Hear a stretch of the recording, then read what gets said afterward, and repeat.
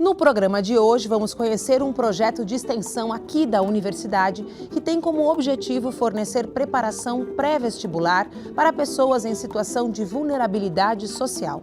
O projeto é vinculado à Faculdade de Educação e ao Instituto de Filosofia e Ciências Humanas.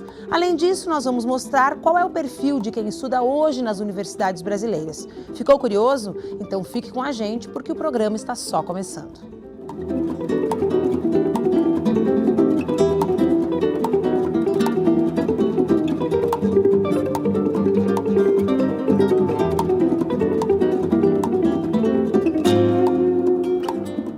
O projeto de extensão Cursinho Pré-Vestibular e Comunitário UPF busca desenvolver uma experiência de educação não formal, voltada para a educação pré-vestibular de alunos que não têm recursos para frequentar um cursinho preparatório.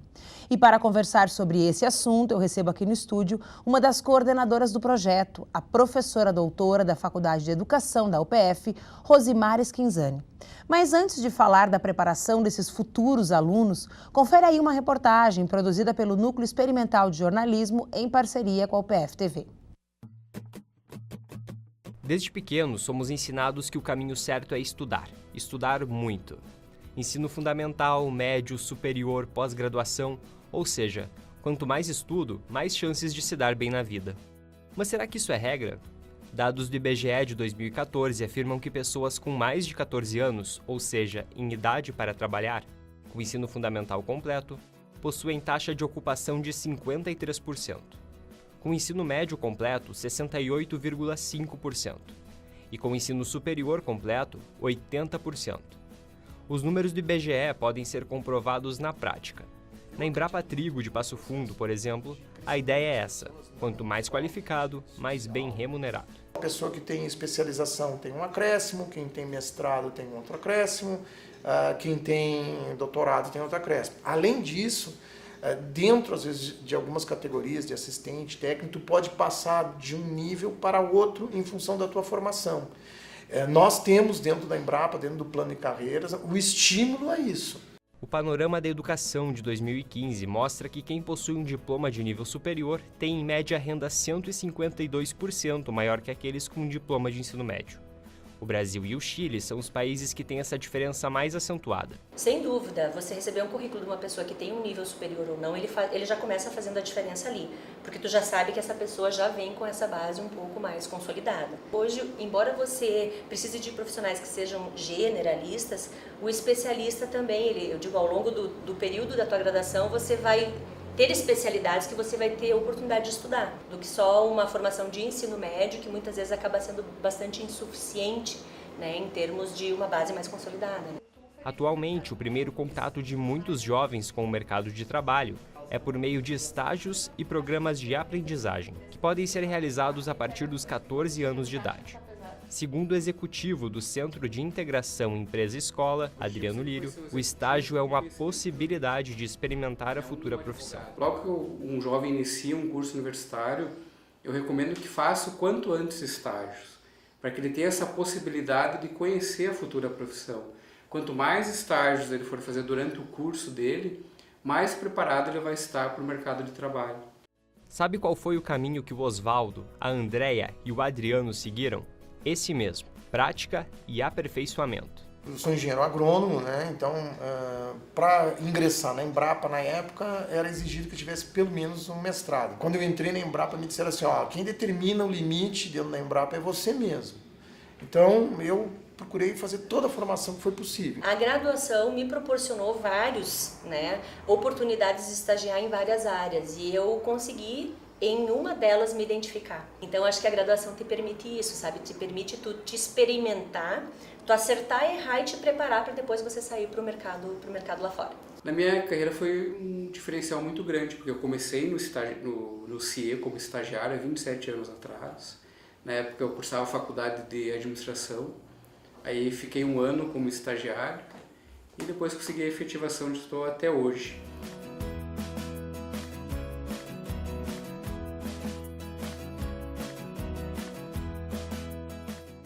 Oi, Rose, tudo bom? Olá, tudo bem? Seja bem-vindo de novo à Uniaberta. Obrigada pelo convite.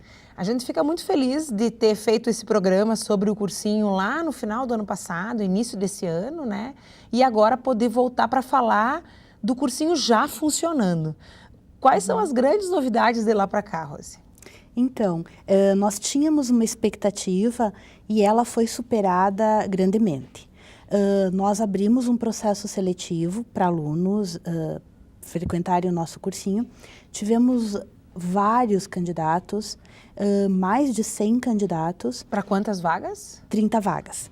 Nesse primeiro momento, optamos por abrir uma única turma com 30 alunos e temos hoje 26 alunos cursando. Estamos chamando a lista de espera. E só um detalhe importante, esses 26 alunos, esses 4 alunos a menos, se devem ao fato de que os nossos alunos prestaram vestibular agora no meio do ano e todos, 100% dos que prestaram vestibular foram aprovados e alguns deles resolveram, de fato, ingressar no ensino superior. Nossa, que bacana. E essa procura, ela se deu através de que mecanismo? E se hoje alguém quiser procurar para fazer parte do cursinho, como faz? Então, nós travamos essas inscrições em 100 alunos e estamos chamando a lista de espera. Até o final do ano, até a realização do Enem, e uma semana, 2 depois, para podermos fazer uma revisão, trabalharemos com esta turma que já está em andamento e, a partir do final do ano, vamos iniciar um novo processo seletivo para uma, talvez 2 turmas para o ano que vem. Rose, geralmente o aluno que não tem condições de pagar um cursinho pré-vestibular convencional, que são esses que a gente vê encherem o campus e tradicionalmente trazem os seus alunos, também é um aluno que trabalha o dia inteiro, né? Então, quer dizer, ele é um aluno que também faz parte de um contexto bastante distinto desse aluno do cursinho regular. Como funciona esse cursinho pré-vestibular, esse projeto de extensão, para dar conta das peculiaridades desse aluno que vem para cá? Uhum. Deixa eu só aproveitar e dizer, no nosso vestibular, por exemplo, os nossos professores e os nossos alunos também vieram para cá. A gente também fez uma movimentação em frente à Biblioteca Central. E foi muito interessante fazermos essa apresentação deles para o próprio campus, para a própria universidade. Bom, as nossas aulas elas funcionam de segunda a sexta-feira, das 7h30 às 10 da noite, no centro, junto ao PF Idiomas. Segunda, terça e quarta são as aulas que nós chamamos de regulares, que são os conteúdos já tradicionais, português, matemática, história, geografia, ciências, artes, enfim. Quinta e sexta nós temos oficinas que vêm da demanda dos alunos. Eles nos trazem temas e nós procuramos pessoas para abordar, ou nós mesmos fazemos isso, para abordar os temas com os alunos. E então, na quinta e na sexta, funciona nos moldes de oficinas. Isso também é um pouco mais atrativo, porque a quinta e a sexta já é o fim da semana, tu já está bastante cansado de uma semana inteira de aula e trabalho. Isso tem conquistado os alunos para esses dias? Com certeza. A gente vem de outras experiências, tanto eu quanto o professor Ivan Dourado, que também coordena o projeto, viemos de outras experiências onde os alunos, quinta e sexta, era um grande índice de ausência. Então, nós pensamos nessa modalidade justamente para isso, para que o aluno se sentisse convidado. Então, eles vêm na quinta e na sexta para discutir temas do interesse deles. Nós já fizemos cinefórum, nós já fizemos temas discutindo assuntos muito atuais, por exemplo, o cenário político, as eleições que se avizinham, fake news. Então, a gente tem tentado diversificar um pouco a quinta e a sexta.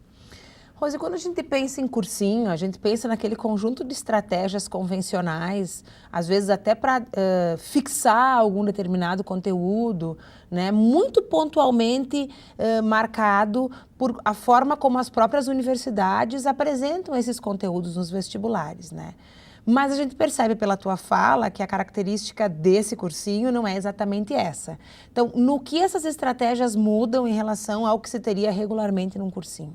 Então, acho que a nossa grande riqueza está no corpo docente. Tá? Quem são os professores que atuam no cursinho? São alunos nossos, da UPF. São alunos que fazem conosco a sua graduação, tanto licenciatura quanto bacharelado, egressos, alunos já formados, professores de rede pública.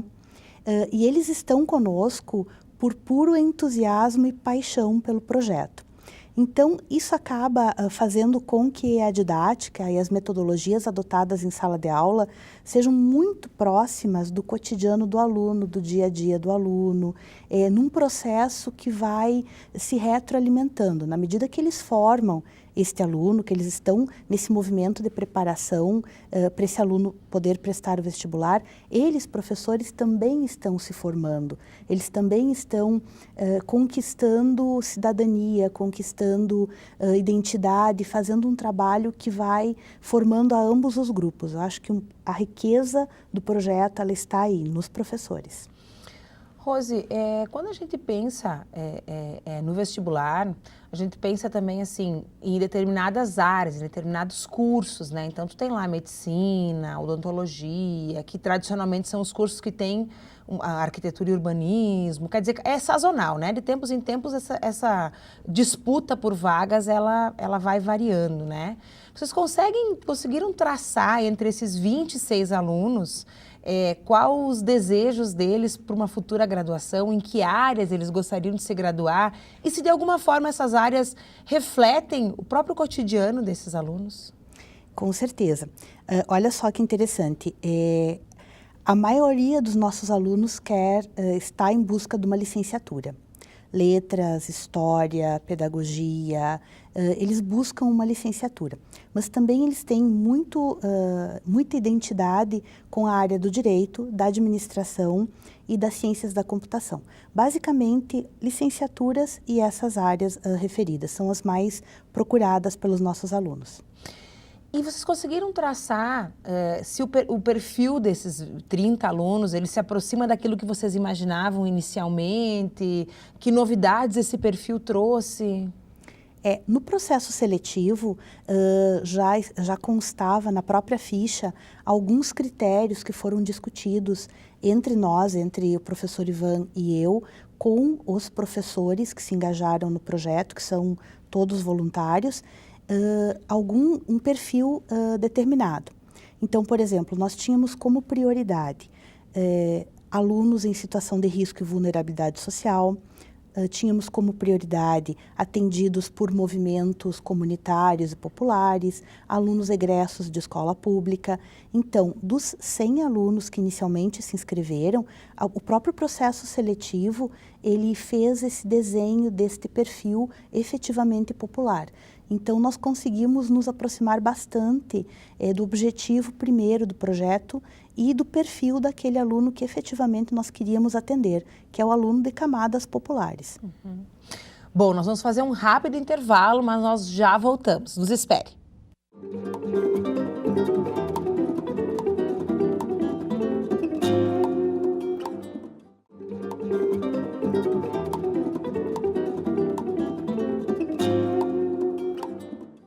Estamos de volta com o Universidade Aberta. O tema de hoje é um projeto de extensão que oferece aulas de preparação ao vestibular, ministradas por alunos da UPF, das licenciaturas e das pós-graduações relacionadas à educação. Estamos aqui no estúdio com uma das coordenadoras do projeto, a professora doutora da Faculdade de Educação da UPF, Rosimara Schinsani. Antes da gente continuar a conversar, vamos ver qual é, afinal, o perfil dos universitários brasileiros atualmente.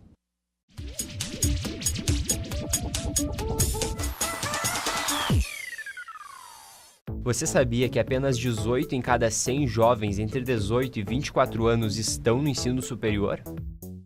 Nessa mesma faixa etária, pouco menos de 13% são negros. Mas olha aí um dado animador.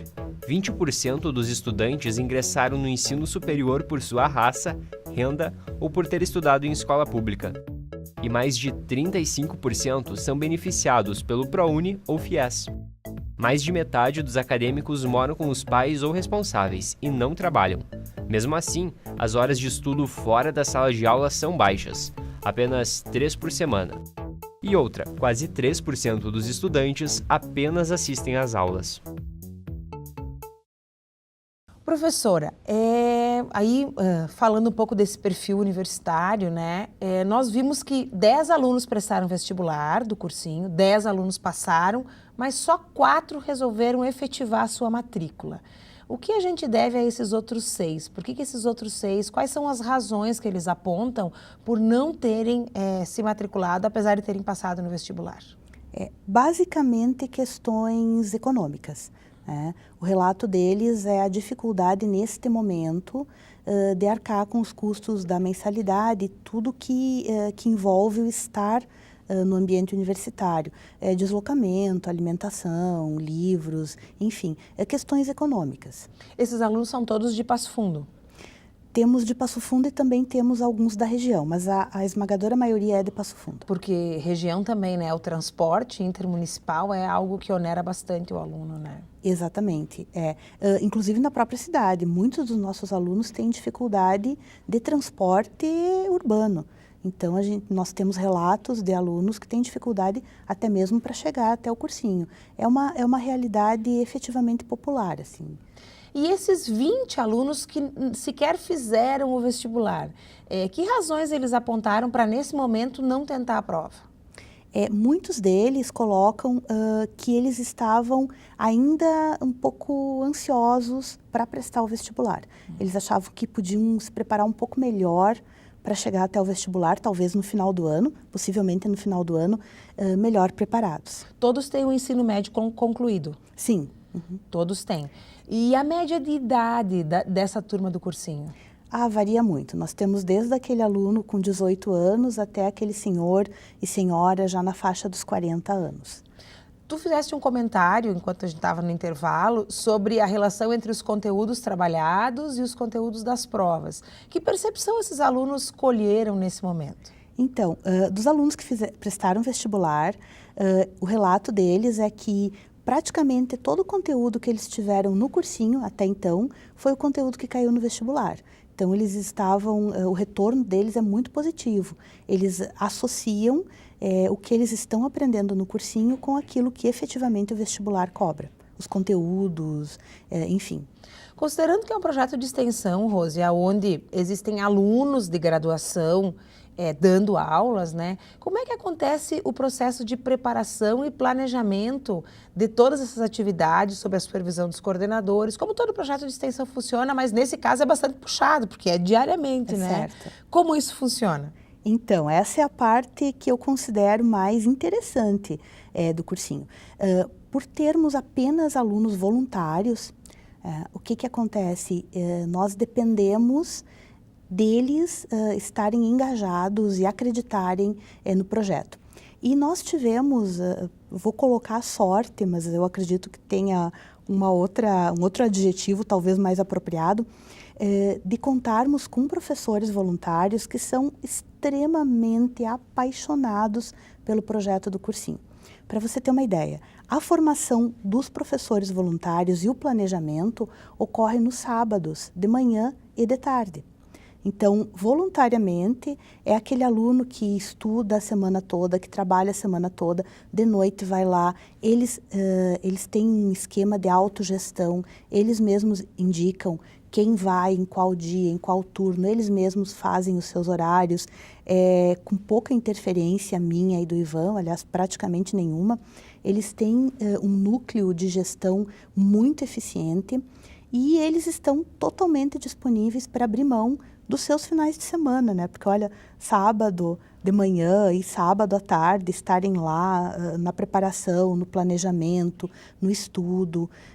Eu e o Ivan ficamos responsáveis por fornecer a formação até então, enfim, necessária para o planejamento, para a elaboração das aulas, mas os alunos estão nos surpreendendo de um jeito muito positivo e muito apaixonante.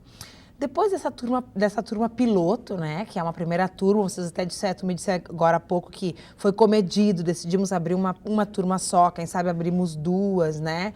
Então, isso já para o segundo semestre ou isso para o próximo ano? Nós tínhamos uma intenção inicial de levar essa turma até o vestibular do meio do ano. Só que os próprios alunos pediram para prosseguir, para continuar. Eles queriam, então, uma formação mais densa, mais intensa. E os professores voluntários, eles acharam por bem, sim, que continuassem pelo menos até o Enem, porque o Enem é muito decisivo. Qual é o período do Enem? É novembro. Novembro. Porque mesmo para as questões econômicas, uma boa nota no Enem pode ser decisivo para que, então, no futuro eles consigam uma bolsa, consigam ingressar. Mas as estratégias de vestibular e Enem são distintas, né? São tipos de provas distintos, né? São distintas. Eles estão recebendo as duas preparações, tanto para os nossos vestibulares regulares, quanto para a prova do Enem. Porque o Enem é o que garante o ProUni depois, O Enem né? é o que garante o ProUni. Seria um facilitador para esse aluno que não faz o vestibular justamente por medo de um investimento financeiro muito alto ou que não possa dar conta depois a médio e longo prazo, né? Exatamente. E a turma, ela tem se saído tão bem, superou em muito as nossas expectativas. 10 alunos prestarem vestibular, todos eles aprovados. Nós estamos aí com alguns sonhos, né? Abraçados, acalentados pelos professores voluntários.